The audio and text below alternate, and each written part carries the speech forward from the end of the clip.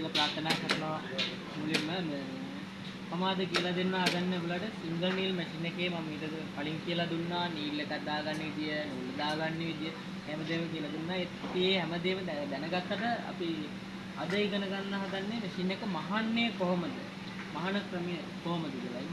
මුලින්ම දැන් මම මහන ක්‍රමය ඉගෙන ගන්න කලින් මම මුලින්ම ෂැටල් එක තියෙනවා මම කියත්තේ බොබින් එකක් තියෙනවා ඒක බොබින් එකක් තියෙනවා මේ ඔක්කොම අපි උඩ නූල විතරක් තිබුණට බෑ lock stitch single Neil machine එක අනිවාර්යෙන් අපිට යට නූලක් තියෙන්න ඕනි මහන. හරි. එහෙනම් මේ තියෙනවා මගේ අතේ ෂැටල් එක. ෂැටල් එක විතරක් තිබුණට බෑ බොබින් එකක් ගන්න. सामान्य सिंगल नील मशीन එක මහනකොට බොබින් වර්ග දෙකක් තියෙනවා මේ ඇලුමිනියම් බොබින් එක තියෙනවා මේක තියෙන මෙටල් බොබින් එක. අපි මෙටල් බොබින් එකට වැඩිය පාවිච්චි කරන්න ලේසිම එක තමයි ඇලුමිනියම් බොබින් එක. හේතුව කියන්නේ අපිට මැෂින් එකේ මහනකොට ටෙන්ෂන් බැලන්ස් කරගන්න ගොඩාක් ලේසි. ඒකින්ද තමයි අපි මෙටල් බොබින් මේ ඇලුමිනියම් බොබින් එක පාවිච්චි කරන්නේ. මෙටල් බොබින් එකේ ඔබ දැක්කලා තියෙනවා මේ සිදුරු තියෙනවා. ඒ සිදුරු තියෙන්නේ බොබින් එකේ නූල ඉවර වෙනවා බලා ගන්න නෙවෙයි. මොකද නූල ඉවර වුණා කියලා අපිට ෂටල් එක ඇතුළේ දැම්මට පස්සේ මෙහෙම පේන්නේ නැහැ. මේක තියෙන්නේ මේක අර බැලන්ස් එක හදා ගැනීම සඳහා තමයි මේ මෙටල් මේකේ සිදුරු ඉදලා තියෙන්නේ. එහෙනම් අපි මුලින්ම බලමු ෂටල් එකට කොහොමද බොබින් එක දාන්නේ දාලා අපි කොහොමද මැෂින් එකට ෂටල් එක දාගන්නේ. මැෂින් එකට මේ බොබින් එකට ෂටල් එක දානකොට මුලින්ම බොබින් එකේ ෂටල් එක දානකොට දාන ක්‍රම තියෙනවා. ක්‍රමයක් තියෙනවා. ඒ දාන ක්‍රමයට තමයි දාන්න ඕනේ. ඒක අපි වැරදියට දැම්මොත් අපිට හරියට මැෂින් එකේ නූල හරියට නිවැරදිව බලා ගන්න හදා ගන්න බැරි වෙනවා.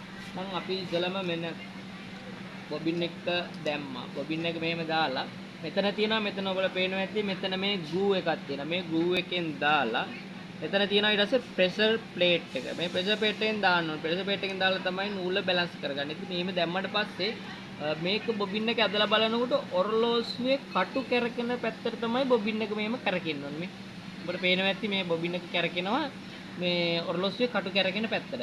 ඊට පස්සේ මම දැන් ඔයාලට පෙන්නන්නම් මේක කොහොමද අපි ෂටල් එක මැෂින් එකේ හුක් එකට දාන්නේ කැරියල් එකට දාන්නේ කියලා.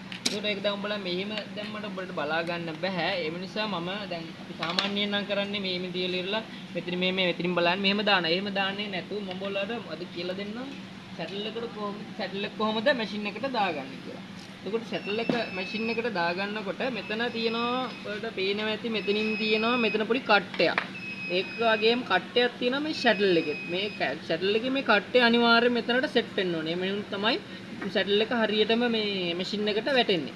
එන්න මේව තියලා මේක මේව තියලා ගානටම තියලා මේක අතෙන් තද කරනවා. ඔන්න ඔබ ටික් ගාන සද්ද එන්න ඕනේ. ටික් ගාන සද්ද ආවේ නැත්නම් ෂටල් එක හරියටම මැෂින් එකට මේ වැටිලා නැහැ. ඊට පස්සේ මේ ඇදලා බලනකොට මේක ගානට එන්න ඕනේ. දැන් එතකොට ෂටල් එක දැම්ම අපි මැෂින් එකට.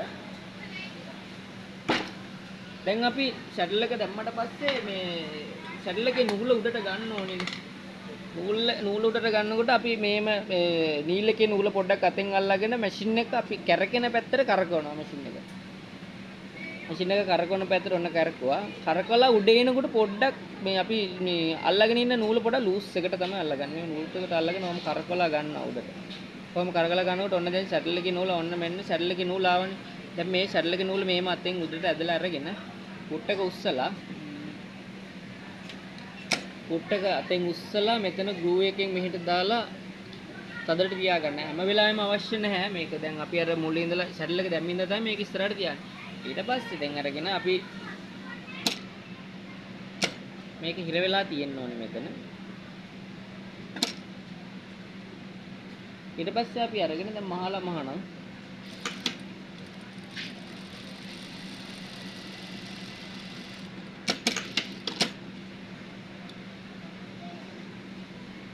ඔන්න ඔය ආකාරයට තමයි